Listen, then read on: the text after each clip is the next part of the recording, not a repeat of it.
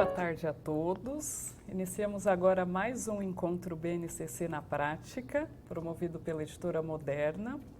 Esse e todos os encontros dessa série têm o objetivo de auxiliar os educadores no aprofundamento dos estudos da BNCC e auxiliar as escolas de todo o Brasil nesse esforço que é a implementação da base.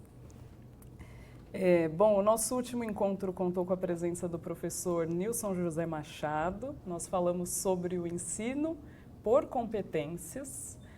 Gostaria de lembrar que o vídeo do Nilson, esse de hoje, todos os outros, estarão aqui no Facebook da Editora Moderna e também no nosso canal do YouTube. Hoje nós falaremos sobre avaliação de competências, quase que uma continuidade da conversa que tivemos no mês passado. E nós contamos com a presença da professora Sônia Vidigal. Vou apresentar a professora e depois que você se apresente. Obrigada. Então, Sônia é doutora em educação, trabalhou há 20 anos, aliás, por 20 anos na educação básica, atualmente é professora do Instituto Singularidades e formadora de educadores. Sônia, seja muito bem-vinda, prazer recebê-la. Muito obrigada, Damares, eu agradeço essa oportunidade. É um tema complexo, né? É um tema controverso, mas é um tema instigante, acho que a gente precisa conversar sobre ele. Então, agradeço a oportunidade de estar aqui.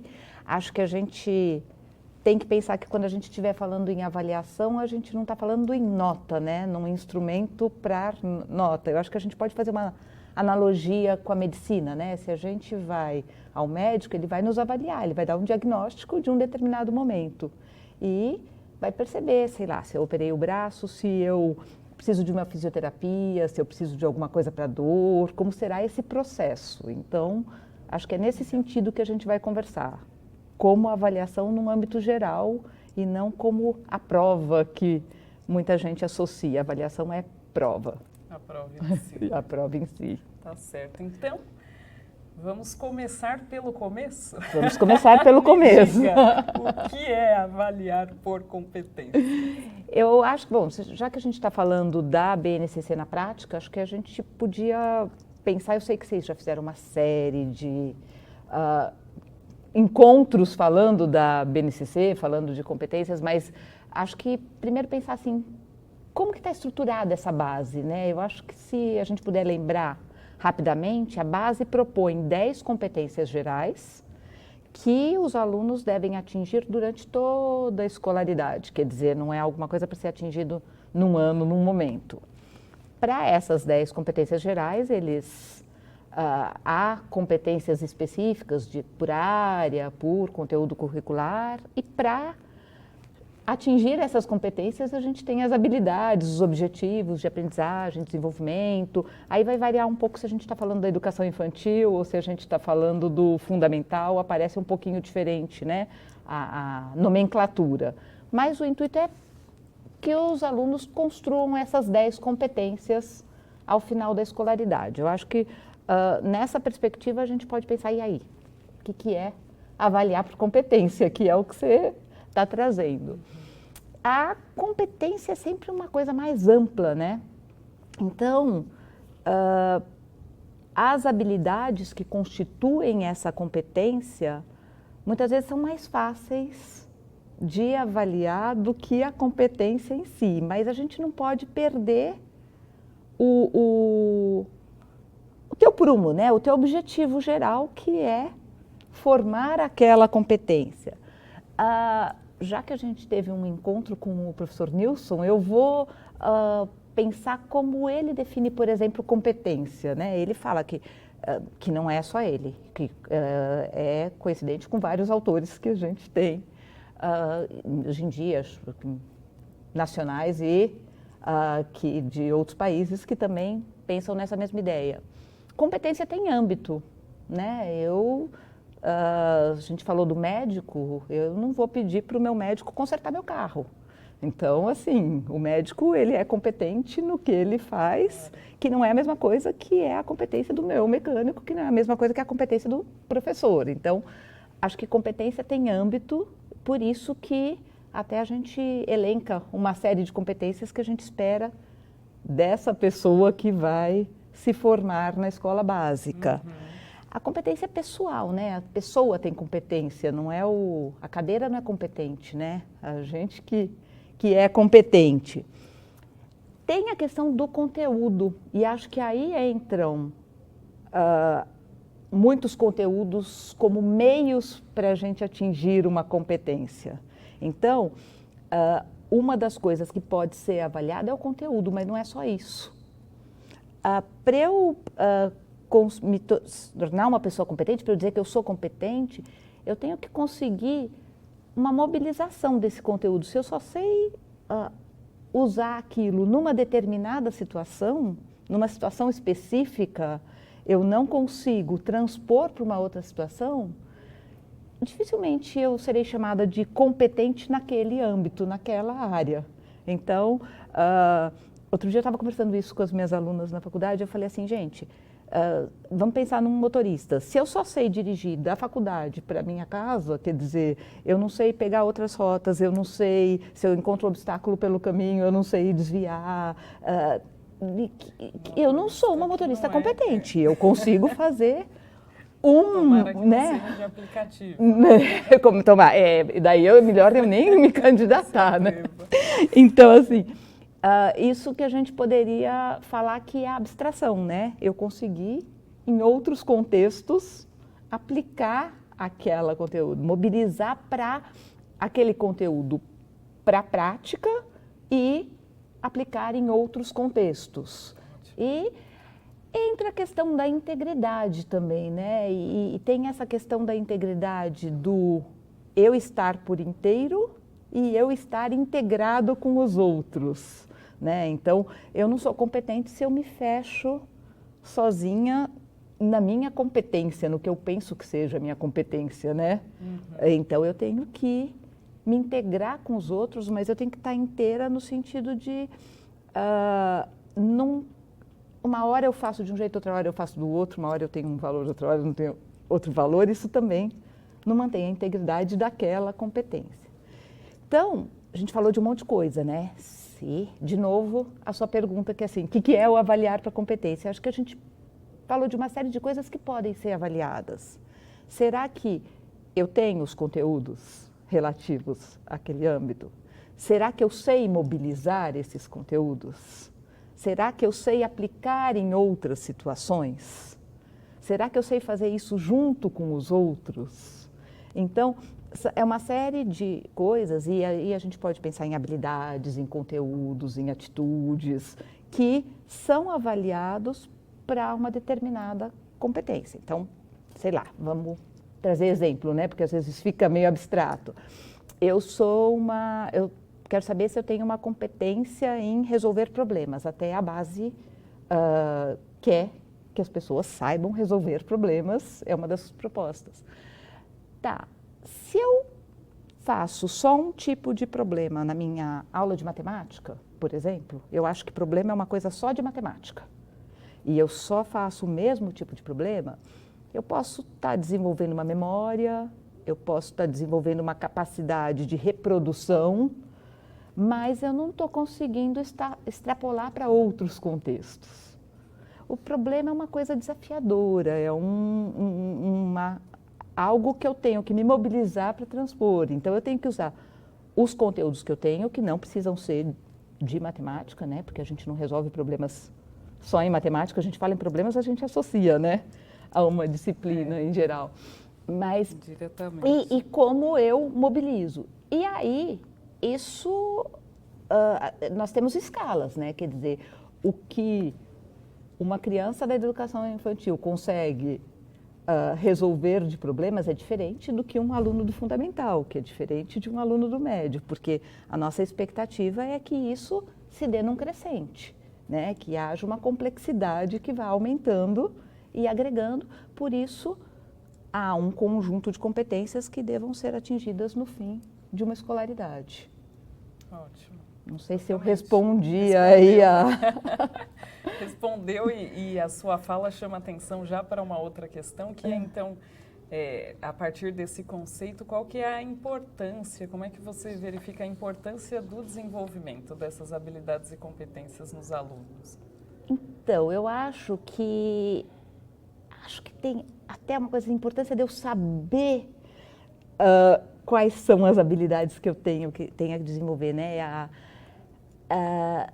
Muitas vezes a gente faz alguma coisa por fazer e não tem essa visão do para que eu estou fazendo. Então, eu trago muito exemplo da matemática porque é um dos meus portos seguros, né? Mas que também é uma dificuldade para muitos professores, então fique à vontade para trazer exemplos da matemática, acho que nos ajuda muito. Que bom. Então, assim, eu estou fazendo uma conta de mais. Por quê? Porque adição todo mundo tem que saber. Então, se eu não sei o que isso pode me ajudar, e isso pode me ajudar para outros conteúdos, isso pode me ajudar a entender uma ideia. Então, por exemplo, a adição, ela pode ter uma ideia de juntar, ela pode ter uma ideia de acrescentar, ela pode ter... Então, são várias ideias que estão ligadas, como a divisão tem a ideia do repartir em partes iguais. Então, assim, não basta eu saber executar o procedimento, ele é importante. Mas não basta, eu preciso saber a ideia que está envolvida. Mas também não para ali, né? Então, se eu como professor, eu sei quais são os objetivos, quais são as habilidades que eu quero desenvolver no meu aluno, e por que eu quero desenvolver essas habilidades, né? A serviço de quais competências, a serviço do quê, o que eu quero que o meu aluno se desenvolva, potencialize, isso fica muito mais fácil de eu pensar na atividade ou pensar em como eu vou desenvolver essa atividade ou avaliar se ele está desenvolvendo ou não. Na educação infantil, por exemplo, a gente chama de objetivo de aprendizagem e desenvolvimento, né? Então, assim, quais são os meus objetivos de aprendizagem? Eu digo, a base traz com esse nome, né? Quais são os objetivos de aprendizagem e de desenvolvimento que eu tenho? Então, essa clareza é muito necessária para o professor e também para o aluno, né? Porque não basta eu, professor, saber como que eu vou conseguir que esse aluno vá se desenvolvendo se ele também não sabe onde ele tem que chegar, né? Uma frase muito comum que todo mundo cita é aquela da Alice, né? Que ela pergunta para o coelho para onde ela deve ir. E o coelho fala assim, qual porta pegar? E o coelho fala, para onde você quer ir? Tanto faz. Então, qualquer porta serve, né? Porque se eu quero ir para qualquer lugar, tanto faz a porta que eu vou pegar. Então, ele direciona, eu saber o que eu quero desenvolver, para onde eu quero chegar, direciona a nossa prática.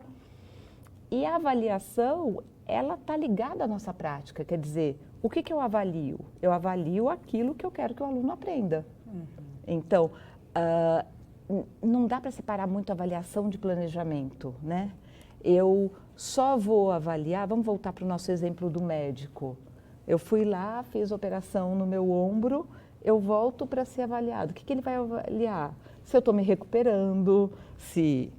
sei lá, alguma coisa que tinha que se constituir novamente, se constituiu, se eu estou conseguindo ter movimentos necessários. Então, assim, eu tenho um objetivo. Então, eu vou olhar se os caminhos que a gente escolheu fazer estão seguindo para aquele objetivo, né? Ótimo.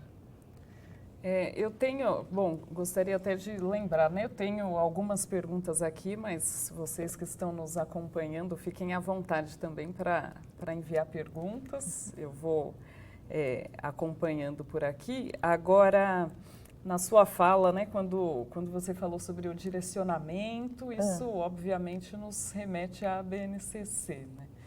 E aí, considerando então a BNCC, o que você verifica assim de quais são as oportunidades de aprendizagem e evolução dos alunos a partir dessa análise das competências?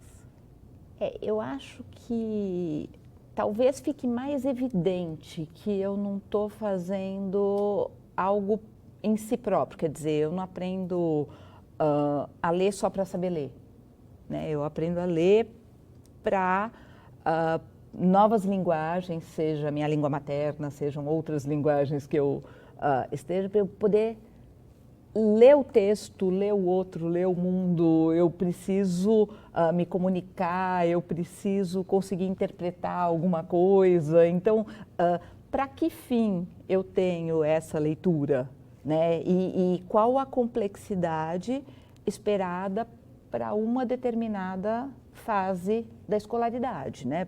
Porque muitas vezes a gente tem objetivos muito parecidos, mas se a gente for olhar, um pede para detectar, o outro pede para, sei lá, eu conseguir discriminar alguma coisa, o outro pede para discriminar e conseguir verbalizar, ou já conseguir analisar. Então, muitas vezes, um objetivo que pode parecer o mesmo, a gente percebe que o verbo está mostrando o nível de complexidade que a gente está esperando daquela fase do desenvolvimento. Então, eu acho que tem uma série de informações, é que é um documento bastante grande, né? Mas nem todo mundo trabalha com todas as faixas etárias e todas as matérias, tudo que está proposto no documento. Então, acho que a introdução, a estrutura é muito importante para a gente saber o que esse documento tem, e acho que tem iniciativas interessantes como essas que vocês estão fazendo, quer dizer, então vamos estudar juntos, vamos pensar juntos o que está sendo proposto.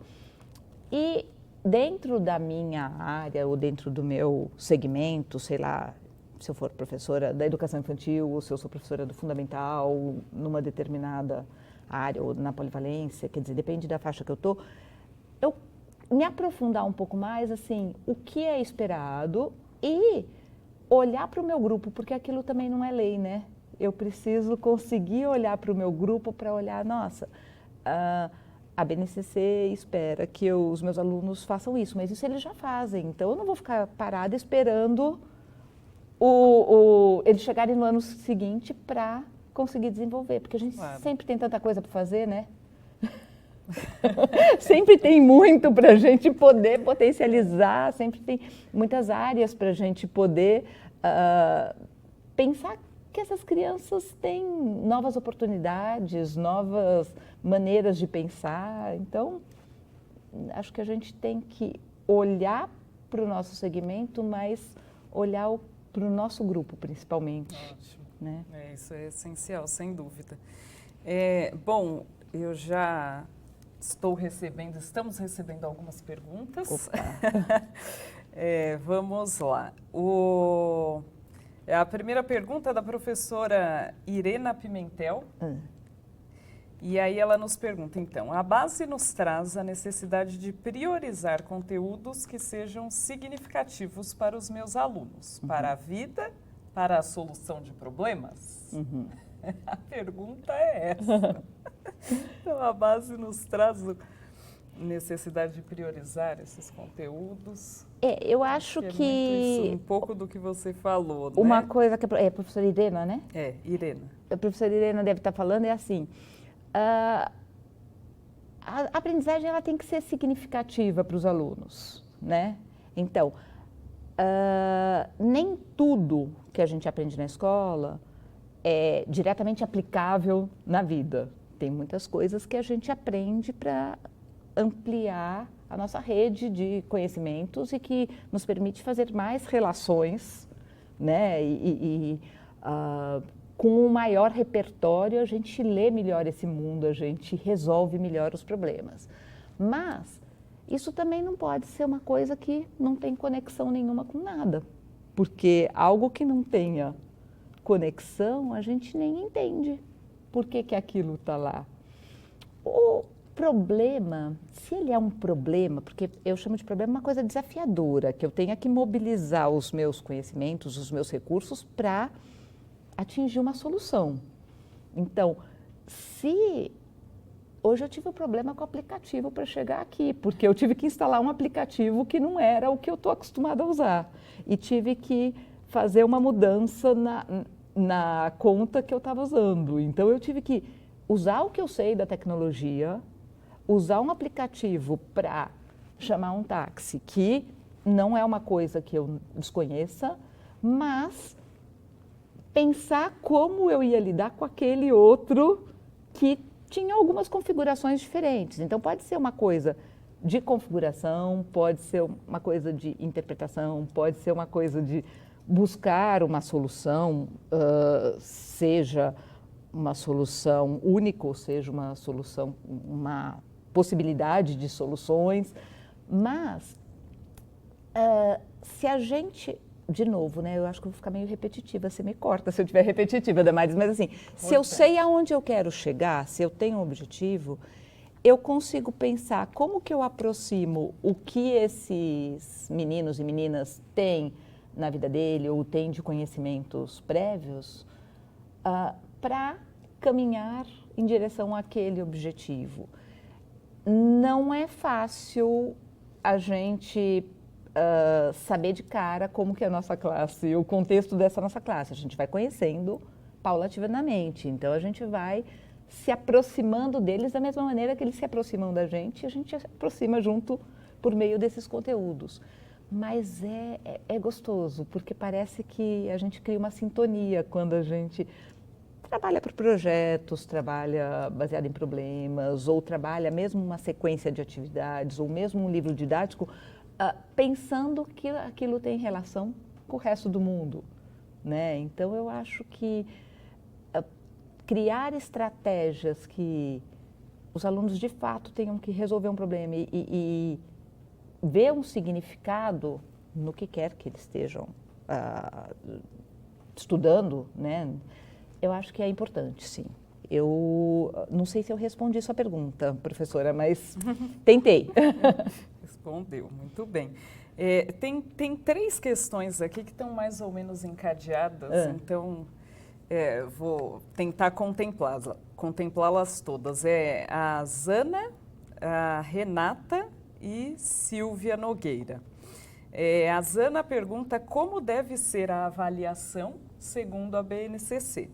E aí, Renata e a Silvia, elas chamam a atenção para a educação infantil. Então, como é que a BNCC traz esse processo de avaliação para esse segmento? Tá. A educação infantil é muito gostoso falar, né? Porque a educação infantil fica muito evidente de que a gente não está falando de um instrumento único, que é a prova ou da nota, né? Eu acho exemplificar por meio da educação infantil fica mais fácil da gente pensar o que é essa avaliação. Então, assim, a educação infantil na BNCC, ela traz 5 campos de experiência. Ela não traz separado português, matemática. E se a gente for olhar, um dos campos de experiência, ele pensa em formas, mas não são só formas, né? Essas coisas, elas se complementam. Eu trouxe até aqui uma frase de um autor que eu vou ler, porque eu nunca... Opa, não trouxe? Eu achei que eu tinha trazido. O La Roça, que ele fala... A experiência é o que nos passa, o que nos acontece, o que nos toca. Não o que se passa, o que acontece, o que toca. A cada dia passam muitas coisas, porém, ao mesmo tempo, quase nada nos acontece. Nunca se passaram tantas coisas, mas a experiência é cada vez mais rara. Em primeiro lugar, pelo excesso de informação. A informação não é experiência. Ela não deixa lugar para a experiência, ela é quase o contrário da experiência. Ela é uma anti-experiência. A gente não está condenando a informação, a gente está condenando só a informação, aquela informação solta. Então, assim, quando a educação infantil traz esse nome, campos de experiência, quer dizer assim, será que a gente está vivendo essa construção de conhecimento, essas aprendizagens, esse levantamento de hipóteses, né? A gente tem hipóteses, o conhecimento científico, ele permite que a gente veja se aquilo ocorre daquela maneira ou não, e aí o professor ajuda a encaminhar. Acho que isso a gente tinha que trazer para todos os níveis, né? A gente está tendo, quando eu falo de construção de significado, será que a gente está tendo experiências? Então, como avaliar, né? Que era a pergunta de uma das professoras, acho que da Zana, né? Que ela falava como avaliar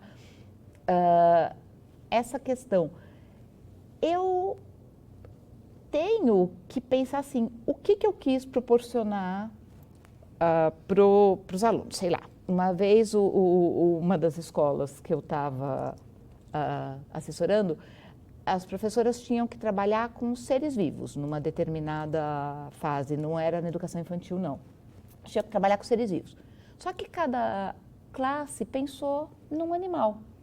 Então, uma das classes, a professora estava pesquisando tubarão, a outra classe, as crianças, cada um pegou um animal.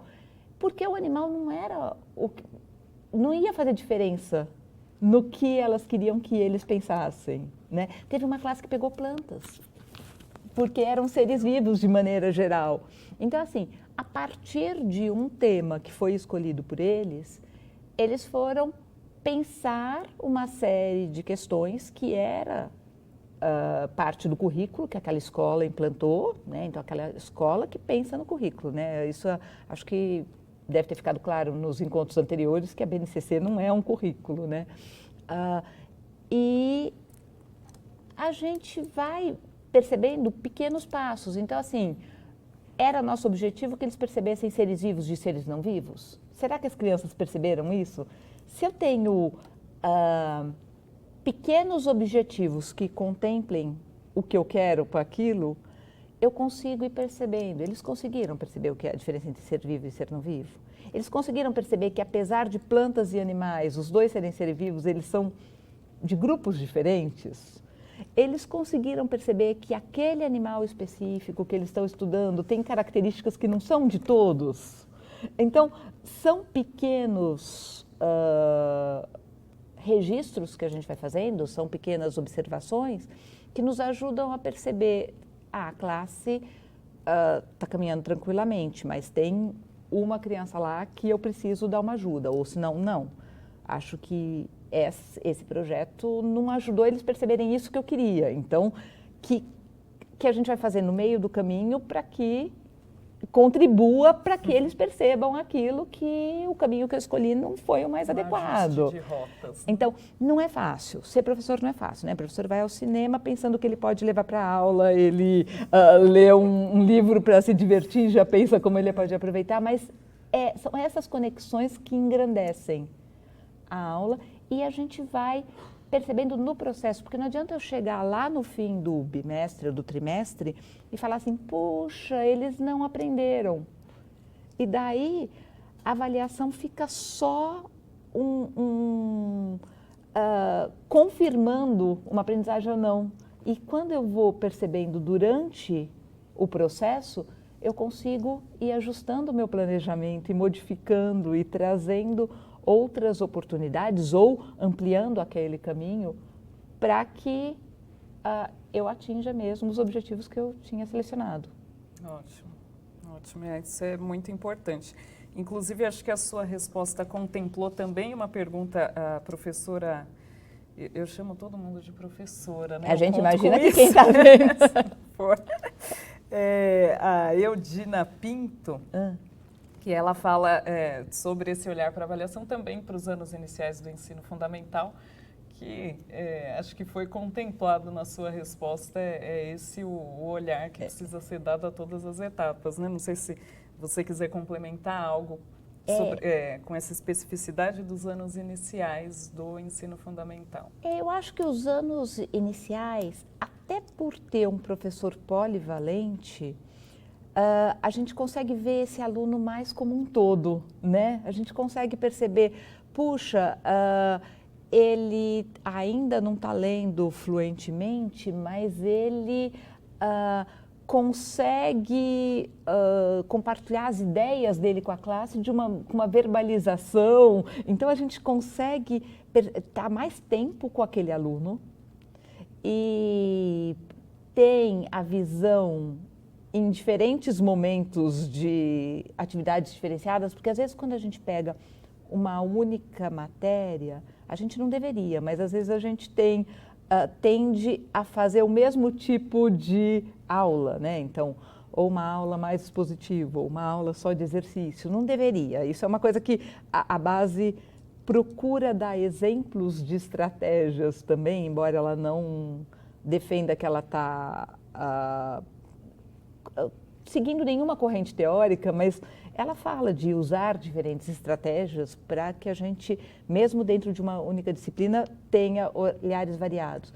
Mas esse professor dos anos iniciais, ele pode até fazer registros de uma maneira mais sistemática, porque ele tem mais tempo. O que eu estou chamando de registro? Eu hoje dei um jogo para os meus alunos e eu consegui sentar com um grupo. Então, eu consegui perceber como esse grupo lidou com o conteúdo que aquele jogo envolvia, ou mesmo nas questões de esperar a sua vez, de respeitar o outro, que também é uma parte importante, né? A gente está falando muito de competências socioemocionais, a gente está falando muito em ética. Ética a gente já fala desde os PCNs, né? A gente está falando muito dessa integridade, dessa convivência nas relações interpessoais. Então, assim, desde questões de atitude, como questões de conteúdo, como questões de conceitos. Ah, mas eu não sentei com todos os meus alunos. Mas se eu sentei com esses, eu faço anotações desse grupo, amanhã eu sento com outros e assim eu vou conseguindo perceber o meu grupo como um todo. Por quê? Porque essas crianças se desenvolvem, graças a Deus. E daqui a um mês eu falo, puxa, olha, a Damares, o mês passado, ela não conseguia fazer isso, ela já está conseguindo. E por melhor que seja a nossa memória, a gente acaba vendo o que está mais recente, quer dizer, o que ela já consegue hoje. Então, até para perceber, realmente esse encaminhamento foi bom para que ela se desenvolvesse, ou esse encaminhamento foi bom para alguns e não foi para outros, ou esse encaminhamento para essa classe não foi o melhor. Então, esses registros são importantes. Acho que os professores do fundamental, dos anos finais do fundamental e do médio, também podem fazer isso. Eles ficam menos tempo e eles têm mais objetivo, mas também eles estão dando... A gente ainda tem um currículo disciplinar na maioria das escolas, né? Então, eles também não estão olhando todas as disciplinas, todos os campos de experiência, todo o contexto. Aí acho que teria a necessidade de uma troca do grupo, né? Que não só naquele conselho de classe do final do bimestre. Acho que teria um desafio aí para conseguir olhar esse aluno do trabalho escolar para como que isso um aconteça. todo, né? Porque às vezes eu acho que aquele aluno na minha aula, puxa, ele não está se desenvolvendo. E quando eu converso com um outro professor, a gente olha e vê assim, nossa, mas tem esse outro lado. Então, será que se eu trouxer isso para a minha aula, ajuda ele a desenvolver aqui alguma coisa que eu queira? Né? A gente, na faculdade que eu dou aula, a gente tem reunião toda semana de professores e a gente troca sobre os alunos. E essas trocas são ricas. E às vezes o que o professor sabe, o outro não sabe, e a gente consegue e pensando naquele aluno como um todo e não só como ele é comigo na minha aula. Pode ser uma aula que ele goste muito, pode ser uma aula que ele goste menos, que interfere até na maneira como eu o vejo. Ótimo.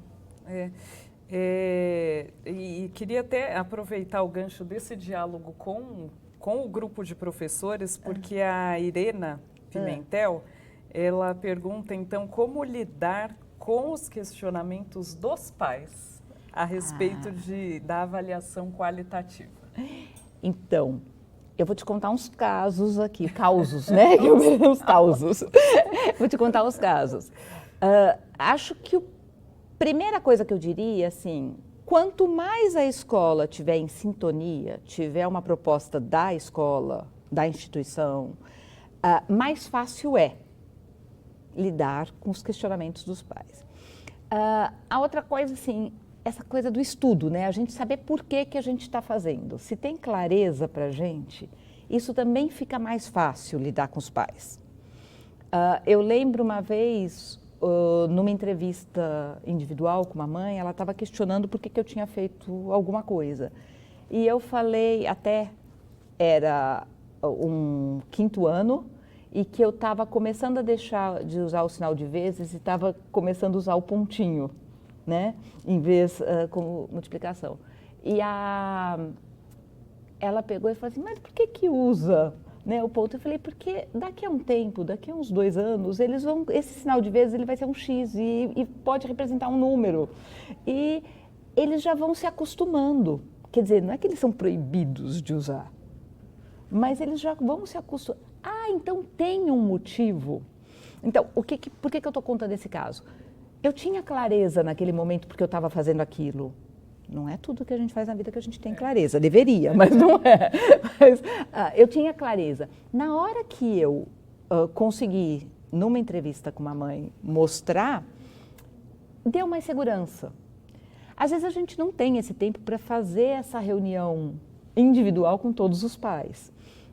Mas todas as escolas têm uma reunião de pais. Às vezes os temas mais polêmicos a gente traz para a reunião de pais e mostra um pouco como a gente está trabalhando. Também não é fácil até elaborar a reunião e escolher, né? Porque tem muitas coisas que a gente gostaria de mostrar, mas se a gente for mostrando aos poucos e falar, a gente trabalha aqui, assim, vai sossegando. Eu não vou dizer que a gente consiga que 100% dos pais fiquem totalmente tranquilos, porque nós temos pessoas diferentes que têm experiências diferentes e crenças diferentes. Mas eles passam a perceber que aquele trabalho não é aleatório, que eu tenho um objetivo e que eu sei por que eu estou fazendo, mesmo que não seja a escolha que talvez esse pai ou essa mãe fizesse. Principalmente se eles forem educadores, que conhecem a causa e às vezes questionam até com mais propriedade, mas também, se eu tenho argumentos, vai ficar mais fácil para esses pais ou mães que sejam educadores entender que eu estou falando de um lugar específico. E aproximando, é um trabalho de formiguinha e por isso que eu falei, quanto mais a escola tiver na mesma sintonia, mais fácil é, porque todo mundo vai falar a mesma linguagem, né? E trazer isso para os pais mostra assim, a gente sabe tanto que a gente quer que vocês saibam o que a gente está fazendo. Tem que compartilhar, é uma comunidade, né? A gente tem que ter uma fala comum. Exatamente. E até sobre essa questão de ser uma comunidade, a Priscila Pires, ela não é uma pergunta, é apenas um comentário, que esse olhar orgânico para com os alunos é um desafio, mas de suma importância. Então, é um desafio, mas acho que é por isso que a gente resolveu ser professor, né? Porque a gente gosta desses desafios.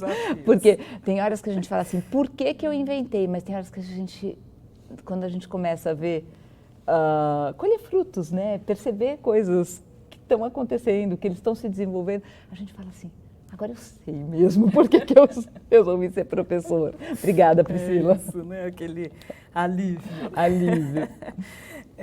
Bom, a gente está recebendo várias perguntas aqui, então eu vou mudar um pouquinho a condução da conversa para a gente mudar de tema, que é um tema muito pertinente sobre a construção dos currículos. Por conta da BNCC, sabemos é um momento em que os municípios, as secretarias de educação estão voltadas a uma elaboração de currículos a partir da base.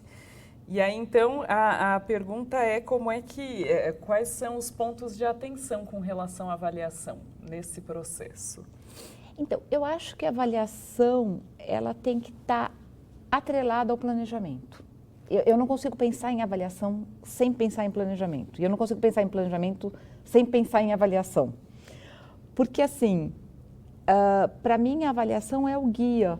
Eu tenho sei lá, eu tenho um plano pedagógico, né, um PPT da escola, daí eu vou fazendo esse planejamento mais reduzido, né? Então eu posso ter um planejamento para o bimestre, para o trimestre, mas daí a gente vai fazendo aqueles planejamentos pequenos, do que eu vou fazer essa semana, do que eu vou fazer essa quinzena. E eu, quando fazia o meu planejamento da semana, na segunda-feira eu já tinha invertido toda a ordem, não chegava nem na quarta. Mas é isso, porque é vivo, né? O planejamento é vivo. Eu acho que a avaliação, a gente tem que pensar nos instrumentos. Quer dizer, se eu quero pensar como que o meu aluno está se desenvolvendo na linguagem oral, não adianta eu dar uma prova escrita. Né? Então, eu tenho um objetivo, aqui eu vou pensar no meu planejamento, que atividades eu vou contemplar, e eu vou ter algumas atividades para que eu vá acompanhando o aluno. Eu acho que o planejamento serve para eu pensar como esse aluno está se desenvolvendo, acho que ele serve para pensar como essa classe está se desenvolvendo e para pensar se as estratégias que eu escolhi, eu como professora, são as melhores para aquele grupo. Então, a avaliação, o tipo de instrumento que eu vou escolher tem a ver com o que eu estou avaliando. Né? Então, certamente, uma linguagem oral, eu tenho que ter alguma atividade, algum instrumento que eles estejam falando. Então, eles estão... eu estou só uma criança que está começando a leitura, eu só quero ver se ela está conseguindo ler em voz alta com alguma fluência e compreender o que ela lê. Então, talvez ler um texto seja minha avaliação. Ou eu estou querendo perceber um aluno que já organiza uma apresentação para o grupo, se ele já consegue conectar ideias e se ele já consegue selecionar o que deve ser apresentado do que não. Então, de repente é um seminário, de repente é uma modalidade de trabalho em grupo. Então, depende muito do que eu quero ver dentro do meu planejamento. Tem que estar o tempo inteiro. Algumas avaliações serão para nota e outras não. Acho que hoje em dia a maioria dos professores já faz aquela avaliação logo no primeiro dia de aula, primeira semana de aula, que é para saber como que esse grupo chegou. Que também só tem sentido se eu pegar e fizer essa... Eu falei do registro agora há pouco, quer dizer, se eu for fazendo essas comparações, quer dizer, eles chegaram assim. O que isso vai influenciar no meu planejamento? Se eles já sabem o que eu tinha planejado para aquela quinzena, então é melhor eu pular essa parte. E para ir percebendo esses avanços. Eu acho que é primordial. A BNCC, eu acho que ela vem ajudar a pensar o que é esperado para cada etapa, em cada componente curricular, ou no segmento da educação infantil, em cada campo de experiência, nos ajuda a planejar, mas a gente não pode tomar aquilo como currículo, porque senão a gente vai fazer uma coisa engessada e não vai pensar no nosso grupo. Ótimo. E, aliás, até sobre essa coisa engessada, tem uma pergunta que eu acho muito interessante e que é parte da sua fala anterior, sobre a leitura literária. A Renata Amato, e aí ela pergunta qual o papel da leitura literária na avaliação por competência. Nossa, que pergunta difícil. Eu vou pedir ajuda aos universitários. Tem muita gente lá que falaria melhor que eu. Eu não sou exatamente da área de linguagem, mas eu acho que tem várias coisas. Eu acredito que a escola ela tem que reconhecer o contexto daquela comunidade, trabalhar em cima daquilo, mas não para colocar o que já está posto, né? Então, você tem que fazer avançar. Então, eu acho que a leitura literária entra num primeiro momento como ampliação de repertório, né? E a gente tem que ter... E a leitura literária, não um único tipo, quer dizer, eu não vou trabalhar só com um tipo de leitura literária, eu tenho que trabalhar com uma diversidade, porque se eu quero ampliar repertório, eu tenho que ter uma variedade aí para esse aluno. Talvez eu eleja alguns para um ano, outros para outro ano, isso depende de como a escola montar seu currículo. Eu acho que essa questão, o gosto da leitura, eu acho que também entra na leitura literária, quer dizer, essa relação com conhecimento. Eu acho que dependendo como a gente trabalha isso, a gente pode matar, e isso na literatura ou em outros, não só na literatura, né? Em outras formas de trabalho também isso acontece. Eu posso matar a sede de conhecimento se eu faço de uma maneira, sei lá, vamos imaginar que os meus alunos tenham que ler um livro e sempre tem que fazer uma prova do livro e sempre tem que fazer uma ficha do mesmo jeito e tem que... será que algum dia eu pus uma discussão em que a gente fale como eu vi esse personagem? Não sei, tem milhões de estratégias que a gente pode pensar que ajudaria a gente se relacionar mais com aquele texto, no sentido que a gente se relaciona quando eu estou em férias e pego um livro. Não é para fazer uma prova, não é para... Então, acho que ele tem várias frentes, mas que é importante. Eu colocaria assim, como duas primeiras, essa ampliação de repertório e essa relação com o conhecimento e com o prazer. Ótimo. Entre outras muitas. Entre outras muitas. Acho que você falaria até melhor que eu, hein, Damaris? Acho que eu vou te entrevistar nessa pergunta. Legal, joia. Tem uma questão que eu acho que é muito importante para todos, que é sobre um possível vácuo entre a formação do professor, então, a formação inicial e a prática. E aí, pensando nesse olhar de avaliação por competências, então, e a sua experiência como professora de ensino superior, você verifica essa lacuna? Eu acho que... Eu tenho uma amiga que ela fez um estudo de um autor que chamava Nicolau de Cusa, que ele falava que o conhecimento, quanto mais conhecimento a gente tem, como se o conhecimento fosse uma mancha, mais a borda do conhecimento nos mostra o quanto a gente não sabe. Né? Então, assim, esse estudar vai ser para sempre, né? Às vezes, numa formação inicial, a gente pode ter alguma instituição de ensino que seja muito afastada da prática. É uma pena, mas isso não quer dizer que a gente vai se lamentar para o resto da vida. Há inúmeros cursos e acho que hoje em dia a gente tem muita coisa que a gente consegue fazer até nos nossos horários vagos, à distância, ligada à prática, grupos de conversa, grupos de estudo, em que a gente possa pensar nessa relação com a prática. Eu tenho a vivência de um curso que a gente faz desde o primeiro semestre, estágio, mas um estágio que a gente conversa sobre ele, que a gente socializa, que a gente fala, puxa, o que eu vi no meu estágio, o que você viu? E tem uma mediação de autores. Isso é uma forma de fazer isso que eu gosto muito.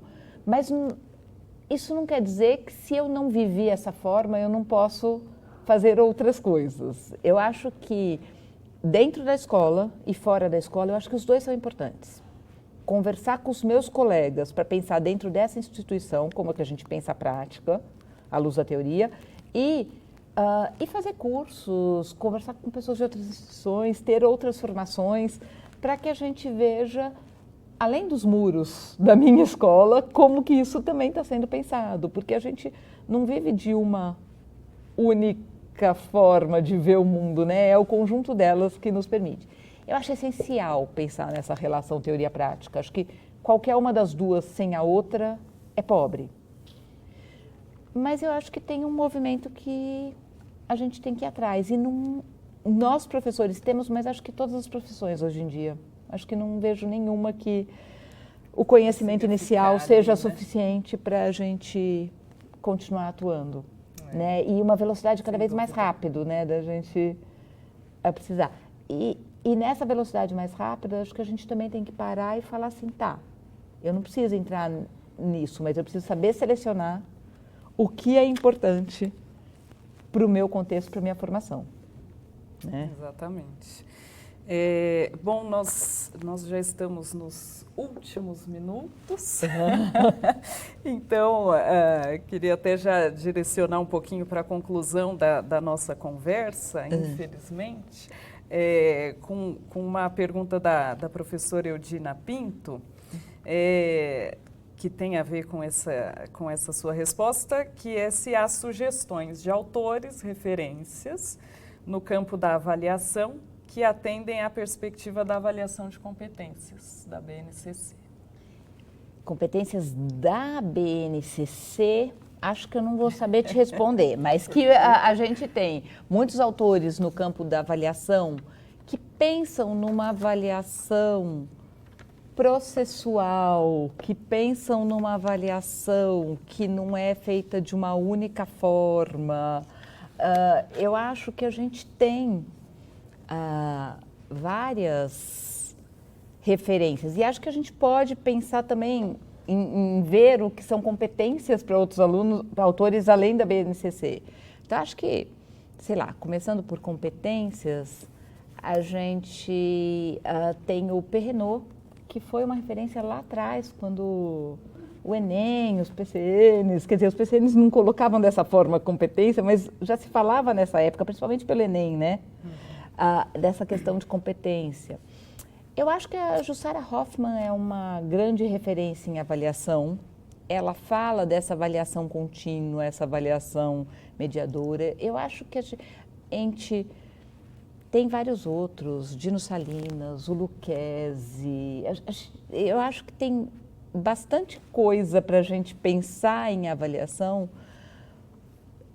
mas eu não estou conseguindo pensar algum que já tenha relacionado com a BNCC. Esses autores não vão ter feito isso, mas talvez alguém que já tenha feito essa mediação. Vou ficar devendo Cedo essa. Ainda. Tá joia.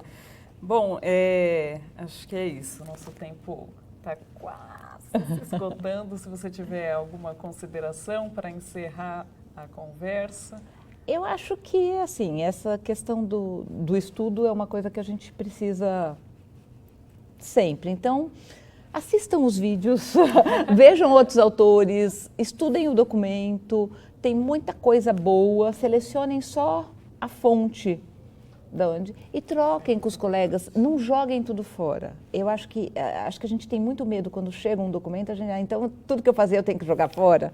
Não joga tudo fora antes de entender bem, porque muitas coisas que você faz são coisas que continuam sendo defendidas. Então, a gente tem mania de jogar a criança junto com a água, né?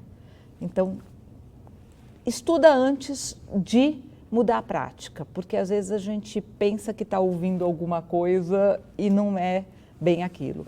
Eu estou aqui falando da BNCC, mas eu continuo estudando. Isso mesmo.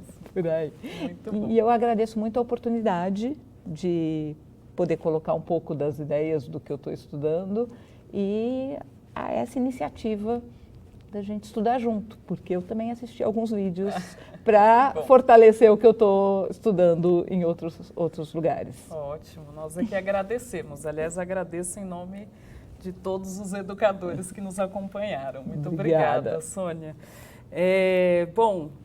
Queria agradecer a participação de todos, lembrar que todos os outros vídeos da série ficarão disponíveis no Facebook da Editora Moderna e no nosso canal do YouTube. Gostaria de já fazer um convite para o nosso próximo encontro, que vai acontecer no dia 26 de setembro. E aí falaremos sobre um tema muito importante, que é a inclusão e gestão das diferenças, com a Maria Tereza Mantoan. Muito obrigada. Boa tarde a todos. Obrigada, Sônia.